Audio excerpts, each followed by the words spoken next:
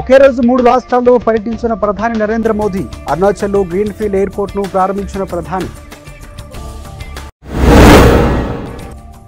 మాజీ ప్రధానమంత్రి ఇందిరాగాంధీ జయంతి సందర్భంగా కాంగ్రెస్ శ్రేణులు నివాళులు. ఇందిరాగాంధీ చిత్రపటానికి పూలమాలలు వేసి నివాళులర్పించిన ఎమ్మెల్సీ జీవన్ రెడ్డి.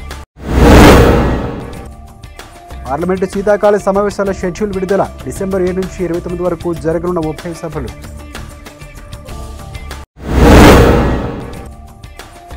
తిహార్ జైల్లో ఆప్ మంత్రికి మసాజ్. జైల్లో ఉన్న వ్యక్తికి వీఐపీ ట్రీట్మెంట్ అంటూ ఆప్పై బీజేపీ నేతలు విమర్శలు. కృష్ణా జిల్లాలో సీఎం జగన్ కటౌట్కు నిప్పు పెట్టిన దుండగులు. కటౌట్ను దగ్ధం చేయడంపై వైసీపీ శ్రేణులు ఆగ్రహం.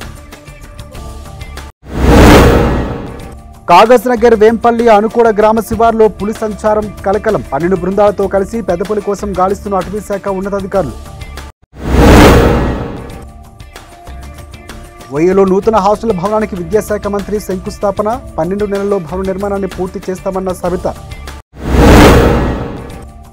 ఖమ్మం జిల్లా గంగారం సాయి స్ఫూర్తి ఇంజనీరింగ్ కాలేజీలో అబ్దుల్ కలాం విగ్రహావిష్కరణ. విద్యార్థులకు కలాం దిశా నిర్దేశమన్న ఎంపీ బండి పార్థసారథి. కాకినాడ జిల్లా పెద్దాపురంలో 53 మందికి అస్వస్థత. తాగునీరు కాలుష్యం కారణంగా కావడంతో అస్వస్థతకు గురైన గ్రామస్తులు.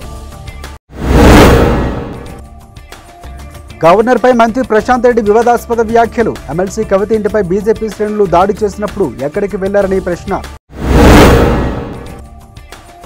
మహబూబాబాద్ జిల్లా కేసముద్రంలో సెల్ టవర్ ఎక్కి రైతు నిరసన. తన కుండ పోడు భూమిని ఆక్రమించారని రైతు ఆవేదన.